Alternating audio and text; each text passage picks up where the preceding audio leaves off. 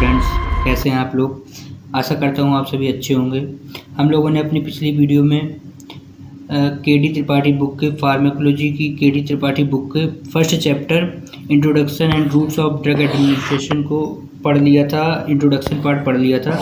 अब nature of drugs आज हम लोग कवर करेंगे एंड सोर्स ऑफ ड्रग्स को भी पढ़ेंगे। तो नेचर ऑफ ड्रग्स जो कि बुक के पेज नंबर 2 पर है। तो नेचर ऑफ ड्रग्स को हम लोग देखते हैं। देखिए, सभी औषधियाँ जो हैं वो सरल या जटिल अणुओं वाली रासायनिक इकाइयाँ होती हैं। ज़्यादातर ड्रग्स ऑर्गेनिक यौगिक होते हैं। कुछ इनऑर्गेनिक माने अकार्बनिक हैं, जैसे lithium carbonate, ferrous sulphate, magnesium hydroxide, ये सभी। तो कार्बनिक दवाएं weakly acidic, weekly basic. Non electrolyte होते हैं। कुछ गैसियस भी होती हैं, इनके एग्जाम्पल भी दिए हुए हैं। ज़्यादातर दवाएं 100 से 1000 डी तक की सीमा तक होती हैं। 100 डी से छोटे मॉलिक्यूल्स में शेप एंड साइज आदि के लिए विशेषताएं नहीं होती हैं। और 100 D molecule selectively closely related, मतलब पास के रिलेटेड बायोमोल्स के साथ जुड़ता है, इसका मतलब है। तो बाकी कुछ को छोड़ देता है और ये पास के रिलेटेड बायोमोल्स के उसके साथ जुड़ जाता है। दूसरी तरफ 1000 डी से बड़े मॉलिक्यूल्स टिश्यू के अंदर अपने लक्ष्य तक पहुंचने के लिए मेम्ब्रेन से आसानी से नहीं गुजर पाते हैं। इसकी साइज ज़्यादा बड़ी होती है 1000 डी तक, तो ये मेम्ब्रेन से नहीं गुजर पाते हैं। कुछ दवाएं लिथियम आयन जितनी छोटी होती हैं, 7 डी तक इनकी होती है साइज, ये छोटी होती हैं। और कुछ 10 से 20 केडी तक बड़ी भी होती हैं। जो अब गोनाडोट्रोपिन्स तो ग्रेटर देन 30 केडी तक होती है। और enzymes, proteins, antibodies greater than 50 KD जितने बड़े भी होते हैं। अब जो है ड्रग्स को आमतौर पर शरीर के लिए फॉरेन पार्टिकल्स माना जाता है। बहुत सारे एंडोजीनस केमिकल्स, मतलब आंतरिक केमिकल्स भी ड्रग्स के रूप में यूज करे जाते हैं। अब इनके एग्जाम्पल भी दिए हुए हैं, जैसे हार्मोन्स हो गए, ऑटोकॉइड्स, मेटाबोलाइट्स एंड न्यूट्रिएंट्स, ये सब। इन मेटाबोलाइट्स के मॉलिक्यूल्स को जन्म देने वाले केमिकल्स हैं, वो ड्रग्स का एक इम्पॉर्टेंट क्लास या वर्ग होते हैं, जो इन मेटाबॉलिक मॉलिक्यूल के सिंथेसिस, स्टोरेज, डिग्रेडेशन, मतलब उनमें कमी पर कार्य करते हैं। तो यहाँ तक हमने पढ़ लिया। अब हम लोग अपना next topic source of drugs को पढ़ेंगे।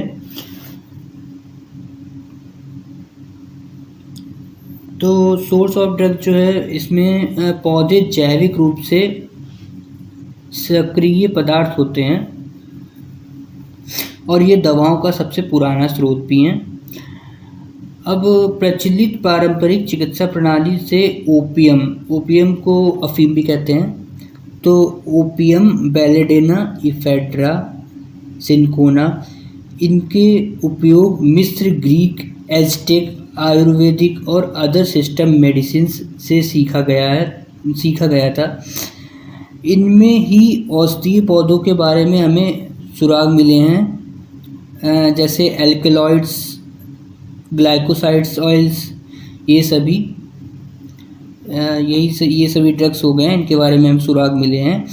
वनस्पति मूल की दवाओं की सबसे महत्वपूर्ण श्रेणी है यही सब एल्कलॉइड्स, ग्लाइकोसाइड्स, ऑयल्स, ये जो दिए हुए हैं औषधीय पौधों के बारे में, ये महत्वपूर्ण श्रेणी में हैं।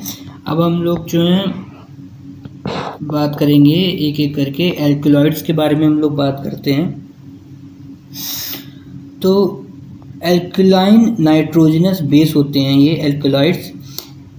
इसके उदाहरण दिए गए हैं, जैसे मॉर्फिन, एट्रोपिन, ये सभी उदाहरण दिए हुए हैं।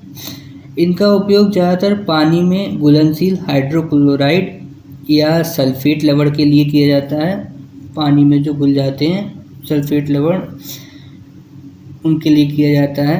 अब हम लोग ग्लाइकोसाइड्स की बात करते हैं। ग्लाइकोसाइड्स जो होते हैं वो ऐसे कंपाउंड्स होते हैं जो हेट्रोसाइक्लिक नॉन सुगर मोएटी होते हैं, जो ईथर लिंकेज के माध्यम से जुड़े होते हैं। इनमें कार्डियक ग्लाइकोसाइड्स सबसे अच्छी ग्लाइकोसिडिक ड्रग होती है। कार्डियक ग्लाइकोसाइड जो होती है वो सबसे अच्छी ड्रग होती है। एक सेन्ना नाम का पादप होता है और इसी तरह के और पादप होते हैं। उनका एक एक्टिव प्रिंसिपल मतलब सक्रिय सिद्धांत या सक्रिय तत्व एंथ्रेक्विनोन ग्लाइकोसाइड्स होता है। अमीनो ग्लाइकोसाइड्स जो होते हैं जैसे जेंटामाइसिन हो गया, माइक्रो ऑर्गेनिज्म से प्राप्त होने वाले एंटीबायोटिक्स होते हैं। ये जो अमीनो ग्लाइकोसाइड्स होते हैं जैसे जेंटामाइसिन, ये माइक्रो ऑर्गेनिज्म से प्राप्त होते हैं और इनमें शर्करा की मात्रा के स्थान पर अमीनो शुगर भी पाए होते हैं। अब हम लोग ऑयल्स की बात कर लें। ऑयल्स जो हैं वो तेल कहा जाता है। तेल में चिपचिपे ज्वलनशील पदार्थ होते हैं जो पानी में अघुलनशील होते हैं। फिक्स्ड या नॉन वोलेटाइल ऑयल्स जो होते हैं उच्च फैटी एसिड्स के कैलोरी ट्रेन वाले ट्राइग्लिसराइड्स होते हैं, तो जिन्हें ज़्यादातर भोजन के लिए और इमोलिएट यानी चिकनाहट के लिए यूज किया जाता है।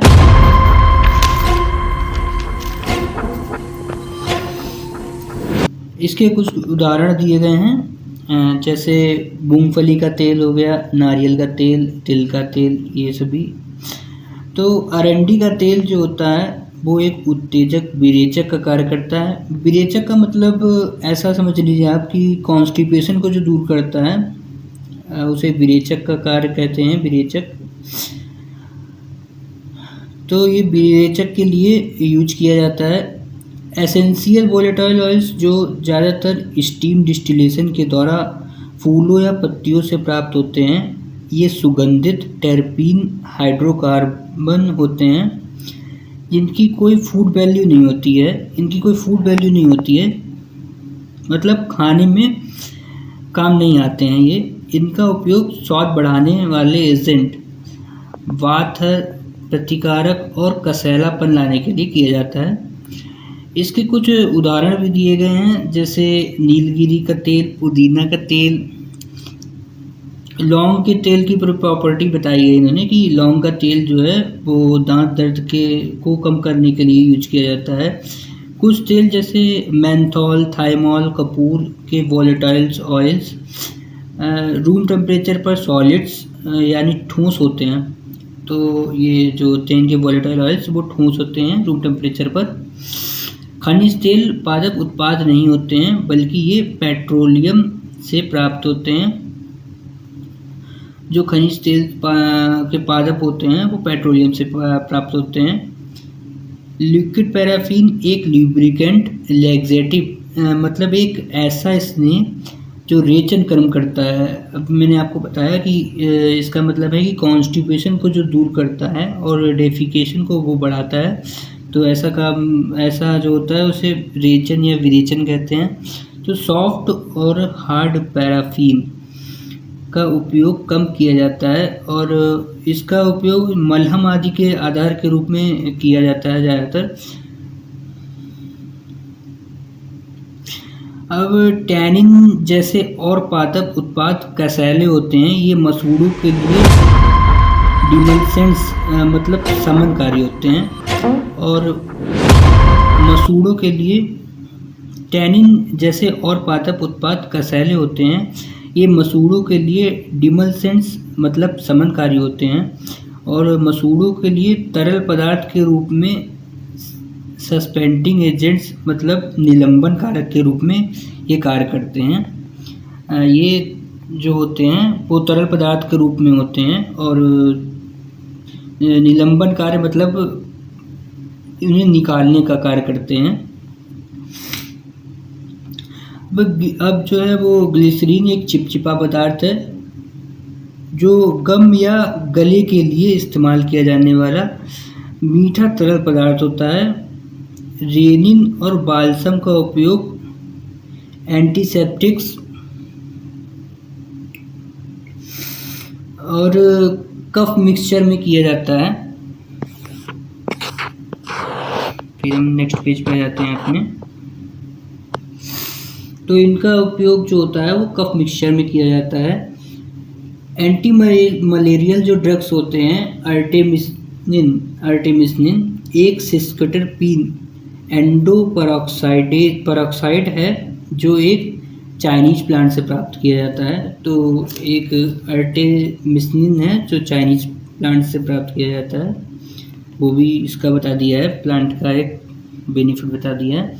अब हम लोग एनिमल्स की बात करते हैं। तो एनिमल्स जो हैं उसमें ये हमारा सेकंड पॉइंट है। एनिमल जो है जानवरों के अंगों का प्रयोग शुरुआती समय से ही इलाज के रूप में किया जाता है। तो इसमें ये लिखा हुआ है कि शुरुआती समय से ही जानवरों के अंगों का प्रयोग किया जाता है। 19वीं सदी के अंत में और 20वीं सदी की शुरुआत में ऑर्गन के एक्सट्रैक्ट्स की जो गतिविधि या एक्टिविटी थी उसकी खोज के कारण दवा में पशु उत्पादों की शुरुआत हुई। अब जो है इसके कुछ उदाहरण दिए हुए हैं, जैसे adrenaline, thyroxine, insulin, liver extract. Liver extract जो होता है वो विटामिन B12 का रिच सोर्स होता है। एंटीसेरा और कुछ वैक्सीन्स, ये सब भी कुछ जानवरों से बनाए जाते हैं। तो अब हम लोग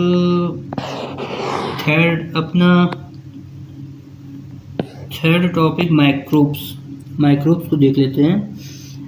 जो अधिकांश एंटीबायोटिक्स जो होती है जैसे फंजाई, एक्टिनोमाइसिटीज और बैक्टीरिया से प्राप्त होते हैं। ये ज़्यादातर एंटीबायोटिक्स जो होते हैं वो फंजाई, एक्टिनोमाइसिटीज और बैक्टीरिया से प्राप्त होते हैं, जैसे penicillin, gentamicin, tetracycline, erythromycin, polymyxin B, actinomycin D। Actinomycin D जो होता है वो एंटी कैंसर एजेंट है।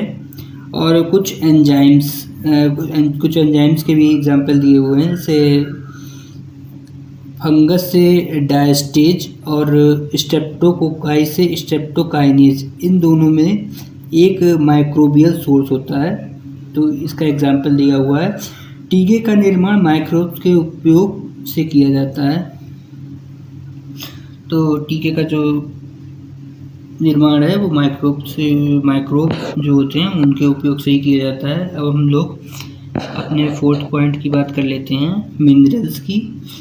कुछ मिनरल्स जैसे iron salts, calcium salts, lithium carbonate, magnesium hydroxide, aluminium hydroxide, iodine, इनका उपयोग जो है औषधीय पदार्थों के रूप में किया जाता है।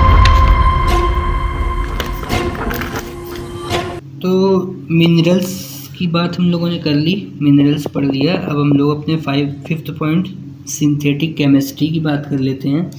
जो सिंथेटिक केमिस्ट्री है इसकी शुरुआत 19वीं शताब्दी में हुई और अब ये दवाओं का सबसे बड़ा सोर्स है। सिंथेटिक दवाओं में प्रोडक्ट की शुद्धता और उसकी यूनिफॉर्मिटी का मतलब होता है एकरूपता, इसका लाभ होता है। इन्हें आवश्यकता अनुसार किसी भी मात्रा में निर्मित किया जा सकता है। इनकी उपलब्धता सीमित होती है, जबकि प्राकृतिक दवाओं की उपलब्धता सीमित नहीं होती है। तो न केवल स्वाभाविक रूप से प्राप्त दवाओं, इनके कुछ एग्जाम्पल दिए हुए हैं। तो न केवल स्वाभाविक रूप से प्राप्त दवाओं की क्रियाविधि जो होती है, इनके कुछ एग्जाम्पल दिए हुए हैं, जैसे एट्रोपिन, सब्स्टिट्यूट आदि, ये सब एग्जाम्पल दिए हुए हैं। तो इनकी क्रियाविधि बल्कि नए प्रकार की एक्टिविटी प्राप्त करने के लिए भी सिलेक्ट किया जाता है। और कुछ पूरी तरह से सिंथेटिक दवाओं की फैमिली भी बताई गई है, जिनमें जैसे बेंजोडाइज़ेपिन्स, थायराइड्स आदि ये सब आते हैं। तो इनका प्रोडक्शन किया जाता है। फिर स्पेसिफिक बायोमॉलिक्यूल्स को टारगेट करने के लिए कई दवाओं का सिंथेसिस किया जा रहा है, जैसे एस इनहिबिटर्स हो गए, glycoproteins second B, third A, receptor antagonist आदि ये सब हो गए। फिर सिंथेटिक ड्रग्स जो कायरल है उन्हें भी सिंगल एक्टिव इनेंसियोमर्स के रूप में प्रोड्यूस किया जा सकता है, जो चिकित्सीय रूप में बेहतर हो सकते हैं, तो इन्हें भी प्रोड्यूस किया जा सकता है।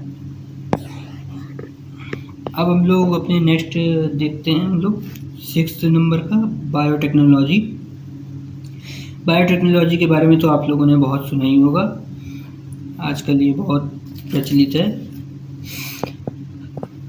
तो जो बायोटेक्नोलॉजी है ये कई दवाएं, स्पेशली पेप्टाइड्स और प्रोटीन्स अब डीएनए रिकॉम्बिनेंट टेक्नोलॉजी के द्वारा प्रोड्यूस की जा रही हैं, जैसे ह्यूमन ग्रोथ हार्मोन हो गया, ह्यूमन इंसुलिन, एल्टाप्लेज, इंटरफेरॉन, ये सब प्रोड्यूस की जा रही हैं।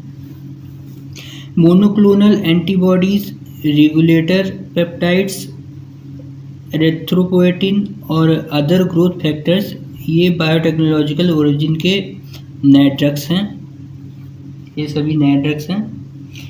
स्पेशली डिज़ाइंड और अनुकूलित या